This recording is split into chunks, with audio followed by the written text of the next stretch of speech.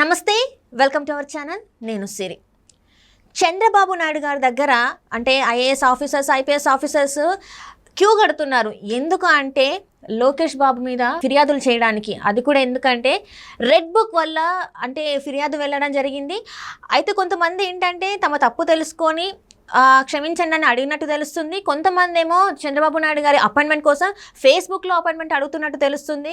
ఇంకొంతమంది అయితే ప్రభుత్వం మారుతుందేమో అన్న దాంతో కూడా కలుస్తున్నట్టు తెలుస్తుంది. సో ఈ అంశాలని మనకి క్లుప్తంగా వివరించడానికి మనతో పాటు ఉన్నారు ప్రముఖ సీనియర్ జర్నలిస్ట్ దుర్గా కుమార్ గారు. నమస్కారం సార్. నమస్కారం మా సిరి, మన వీక్షకులకు కూడా నమస్కారం సార్. ఇప్పుడు చూస్తున్నట్టయితే మన చంద్రబాబు నాయుడు గారి దగ్గరికి చాలామంది ఐఏఎస్ ఐపీఎస్ ఆఫీసర్స్ క్యూ కడుతున్నారు అన్నట్టు మనకి వార్తలు వస్తున్నాయి. దానికి కారణం కూడా లోకేష్ గారు అని చెప్పేసి తెలుస్తుంది.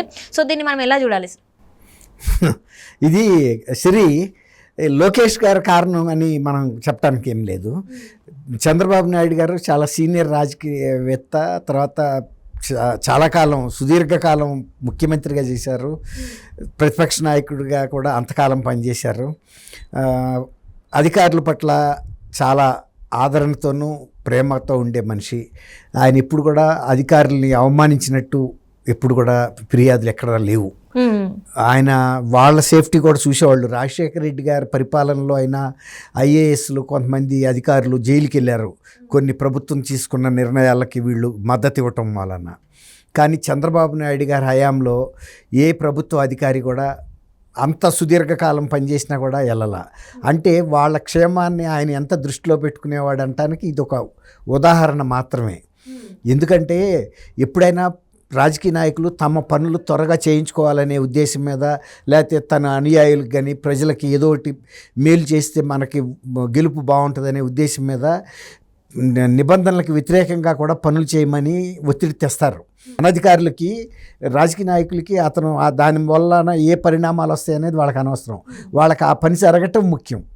అది కొంతమంది ఏమో వ్యక్తిగత స్వార్థం కోసం ఆ పనులు చేస్తారు, కొంతమంది ఏమో ప్రజల విశాల ప్రయోజనాలను దృష్టిలో పెట్టుకుని ఆ పనులు చేయిస్తారు. కొద్దిగా నిబంధనలకు అటు ఇటు ఉన్నా కూడా చేయమంటారు. అది వాళ్ళకి వ్యక్తిగతంగా ఏమీ బెనిఫిట్ అవ్వదు. ఒక జిల్లాకి, ఒక ప్రాంత ప్రజలకి, ఒక వర్గం ప్రజలకి అట్లా మేలు జరిగే సందర్భంలో నిర్ణయం తీసుకోవటంలో తప్పులేదు. అప్పుడు అధికారుల పట్ల కూడా గౌరవ న్యాయస్థానాలు కఠినంగా వ్యవహరించవు. ఎందుకంటే వాళ్ళ ఉద్దేశం ఏంటి ఈ నిర్ణయం తీసుకోవటంలో, వాళ్ళకేమన్నా వ్యక్తిగత స్వార్థం, లాభం ఉందా? కాబట్టి ఇది విస్తృత ప్రయోజనంతో ప్రజల కోసం తీసుకున్నారు అన్నప్పుడు లీనియంట్ యాటిట్యూడ్ ఉంటుంది. అంటే లార్జర్ ఇంట్రెస్ట్లో తీసుకున్నారు కాబట్టి అది వాళ్ళ సెల్ఫ్ ఇది లేదనేది. అది మనం చంద్రబాబు నాయుడు గారికి అధికారుల్లో అభిమానం ఉంది. ఇప్పుడు అధికారులు ఎందుకు కలుస్తున్నారంటే ఆయన్ని, రేపు అధికారంలోకి వచ్చేది చంద్రబాబు నాయుడు గారు అనేది వాళ్ళకి అర్థమైపోయింది. అందువల్ల ఒకసారి ఆయన గౌరవ సూచకంగా కలుస్తాం ద్వారా ఒకసారి వాళ్ళు గుర్తు చేసినట్టు అవుతుంది. సార్ మేము ఇప్పుడు ఈ డిపార్ట్మెంట్లో ఉన్నాము, ఈ సెక్రటరీగా ఉన్నాము, లేకపోతే ఈ పోస్ట్లో ఉన్నాము అనేది ఒక గుర్తుంటే ఆయన రేపు వచ్చినప్పుడు మళ్ళీ షఫుల్ చేసుకోవటానికి కూడా చేసే సందర్భాల్లో వీళ్ళని దృష్టిలో పెట్టుకుంటారు. మంచి వాళ్ళని మంచి పోస్టులో వేస్తారు, చెడ్డ వాళ్ళని ఏదో లూప్ లైన్లో వేస్తారు. లేదు ఇంకా మరీ వరస్ట్ ఫెలో అయితే లీవ్లో వెళ్ళమంటారు, లేదంటే మీరు సెంట్రల్కి పూల్లోకి వెళ్ళిపోండి, మేము ఎన్ఓసి ఇచ్చేస్తామని చెప్తారు. అంటే ఎందుకు సడన్గా అది ఎందుకనంటే చంద్రబాబు నాయుడు గారికి విజయ అవకాశాలు కనపడుతున్నాయి. ఇక ఎక్కువ టైం కూడా లేదు. ఒక 20 days లోపలనే ఇది వచ్చేస్తుంది ఎలక్షన్ నోటిఫికేషన్ తర్వాత వచ్చి కలిస్తే కనుక అది కేంద్ర ఎన్నికల సంఘానికి కానీ రాష్ట్ర ఎన్నికల సంఘం దృష్టిలోకి వెళ్ళినా కూడా అది వేరేగా ఉంటుంది. ఇప్పుడు యాజ్ ఏ ప్రతిపక్ష నాయకుడిగా ఆయన్ని కలిసినందువల్ల అంత నిఘా ఉండదు, అంత సీరియస్ యాక్షన్ ఏమి ఉండదు, అనుమానించాల్సిన విషయాలు కూడా ఏమి ఉండవు. ఏముంటుంది, అది ఐఏఎస్ అధికారులు ప్రతిపక్ష నాయకుడిని, ఆయన కూడా ప్రభుత్వంలో భాగమే కదా ప్రతిపక్ష నాయకుడు ఆయన, గౌరవపూర్వకం. దానికి తోడు ఆయన చాలా సీనియర్ లీడరు కాబట్టి కలుస్తారు. అంతేగాని ఇప్పుడు లోకేష్ గారు రెడ్ బుక్లో రాస్తున్నాడు. కానీ లోకేష్ గారు రెడ్ బుక్లో రాసుకునే ఏంటంటే ఆయన మొత్తం యాత్రకు సంబంధించిన అన్ని విశేషాలు గుర్తులు రాసుకుంటున్నాడు. రాసుకున్న సందర్భంలో సపోజ్ ఫలానా అంగళ్ళ సభ ఉంది, అంగళ్ళ సభలో ఆయనకు పార్టిసిపేట్ చేయాలి, చంద్రబాబు నాయుడు గారు చేశారు ఫలానా రోజు, అక్కడ జరిగిన సంఘటన ఇది, కానీ ఈ కేసు ఇలా బుక్ చేశారు, ఇది ఫలానా పోలీస్ స్టేషన్లో ఫలానా ఎఫ్ఐఆర్ నంబర్ ఇది, అట్లాంటి డీటెయిల్స్ రాసుకుంటారు. ఇప్పుడు ఎవరైనా జగన్మోహన్ రెడ్డి గారైనా కూడా పాదయాత్ర చేసిన సందర్భంలో ఆయన కూడా రాసుకుని ఉంటాడు, ఏ ఊళ్ళ ద్వారా ఆయన ప్రయాణం చేశాడు, ఏ ఊళ్ళల్లో ఏమైనా కష్ట నష్టాలు ఎదుర్కొన్నాడా, ఎవరి ద్వారా ఎదుర్కొన్నాడు, అలాగే సహకారం చేస్తే ఎవరు సహకారం చేశారు, అలా ఉంటుంది. ఎక్కువ ఆయనకి సహకారమే అందింది తప్ప ఎక్కడ వ్యతిరేకత జరగల. ఎందుకంటే అప్పుడు ప్రభుత్వాలకి ఇలాంటి చిన్న ఆలోచన లేవు. ప్రతిపక్ష నాయకుడిగా ఆయన చేసుకుంటున్నాడు పాదయాత్ర, అది ఆయన హక్కు. ప్రతిపక్ష నాయకుడిగా చేసుకుంటున్నప్పుడు సహకరించాల్సిన అవసరం, బాధ్యత అధికార పార్టీది. ఎందుకంటే లా అండ్ ఆర్డర్ వీళ్ళ చేతిలో ఉంటుంది కాబట్టి వాళ్ళు కావాల్సిన పోలీస్ ప్రొటెక్షన్ అక్కడ లోకల్గా వైఎస్ఆర్సీపీ లీడర్స్ అడుగుతారు కదా, ఎక్కడ ఎంత కావాలనేది, మీటింగ్ దగ్గర ఇంతమంది కావాలి, లేదా పాదయాత్ర చేస్తున్నప్పుడు ఇంతమంది కావాలి, అట్లా దాని ప్రకారం ఇచ్చుకుంటూ వెళ్ళారు. కాబట్టి అక్కడ కంప్లైంట్ చేసే అవకాశం ఆయనకి కలగలేదు, అవసరం కూడా ఏర్పడలా. అట్లాగే ఇప్పుడు మొన్న ఈ మధ్య షర్మిల్ గారు తెలంగాణలో కూడా పాదయాత్ర చేసినప్పుడు తెలంగాణ ప్రభుత్వం కూడా వారి బాధ్యతగా ఆ ఆమెకి కావాల్సిన సెక్యూరిటీ ఏర్పాట్లు చేశారు. అందువల్ల ఈ రెడ్ బుక్ని బట్టి వచ్చి కలుస్తున్నారని, అట్లాగే కొంతమంది అధికారులు నిజంగా కూడా కొన్ని తప్పు నిర్ణయాలు తీసుకుని ఉండొచ్చు. అదే చెప్పబోతున్నా, కొంతమంది తీసుకుని ఉండొచ్చు. అది మేము ప్రభుత్వ ఒత్తిడి మేరకు తీసుకున్నాం సార్, ఇందులో మా పాత్ర ఏం లేదు, మాకు వచ్చిన ప్రయోజనం కూడా లేదు అని కొంత వివరణ ఇచ్చుకుంటారు, తప్పులేదు. ఎందుకంటే రేపు ఇవన్నీ కూడా మళ్ళీ దర్యాప్తు రాబోతాయి. తీవ్రమైన తప్పిదాలు ఏమైనా ఉంటే మాత్రం ప్రభుత్వ ఖజానాకి నష్టం కలిగించినా, ప్రజలకు ఇబ్బంది కలిగించే నిర్ణయాలు ఏవైనా సరే మళ్ళీ వచ్చే ప్రభుత్వాలు వాటి గురించి సమీక్షిస్తుంది. ఆ సమీక్షించిన సమయంలో ఎవరు ఈ నిర్ణయం తీసుకున్నారన్నప్పుడు అధికారులు ముందే వాళ్ళ బాధ్యత ఎంతవరకు ఉంది, ఎంతవరకు లేదు అనే విషయం చెప్పడానికి కలిసి ఉండొచ్చు.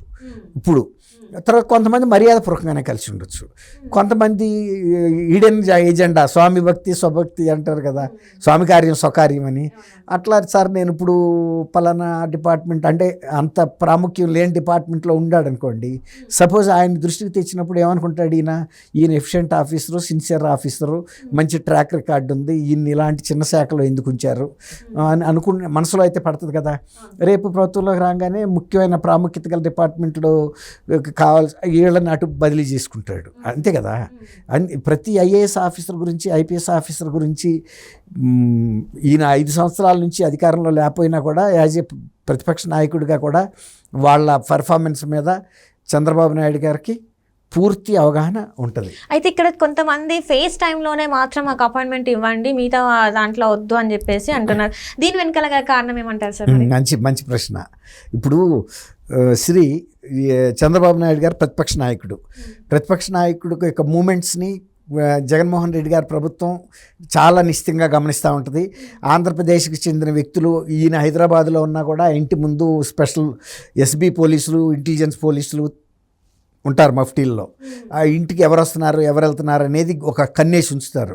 అలాంటప్పుడు వాళ్ళ దృష్టిలో పడితే ఆ ఇన్ఫర్మేషన్ గవర్నమెంట్కి ఖచ్చితంగా అందుతుంది. ధైర్యంగా వాళ్ళు వెళ్తే కలుస్తారు. వీళ్ళు ఏమవుతుంది, ఇంకా ఏముంది, ఇంకా 15 రోజుల్లో ఎలక్షన్ నోటిఫికేషన్ రాబోతుంది, ఈ చీఫ్ మినిస్టర్ చేసేది మాత్రమే ఉంది, అయినా నేను తప్పు ఏం చేస్తున్నాను, ప్రతిపక్ష నాయకుడిని కలవటం ఏమన్నా నేరమా, ఆయన ఏమన్నా విదేశీ గూఢచార్య, వీళ్ళు వెళ్ళి కలిస్తే తప్పు అంటానికి అని ధైర్యంగా వాళ్ళు వెళ్తారు. కొంచెం ధైర్యం తక్కువ ఆఫీసర్స్ ఎందుకులే రిస్క్ తెచ్చుకోవటం మనం అని వాళ్ళు ఫేస్ టైంలో అడుగుతారు, సార్ మాకు అపాయింట్మెంట్ ఫేస్ టైంలో ఇవ్వండి అని అన్నప్పుడు ఫేస్ టైంలో కలిసింది రహస్యం. అసలు అది ఎవరికి ఏ టెక్నాలజీ కూడా ట్రాక్ చేయలేదు, రెండోది రికార్డు కూడా చేయలేరు. ఎవరన్నా ఎక్కడన్నా ఒకవేళ వాడుకోవటానికి కూడా అది అవకాశం ఉండదు. అలా ఫేస్ టైంలో అడుగుతారు. అది చంద్రబాబు నాయుడు గారికి కూడా మంచిదే కదా. ఇప్పుడు ఆయన సీనియర్ లీడరు, ఆయన ఏది మాట్లాడినా అవతల వ్యక్తి కూడా రికార్డు చేసి ఉపయోగించుకుంటాడనే డౌట్ ఈయనకు కూడా ఉంటుంది. కాబట్టి ఎవరు పడితే అసలు ఆయన ఫేస్బుక్లో మాట్లాడరు.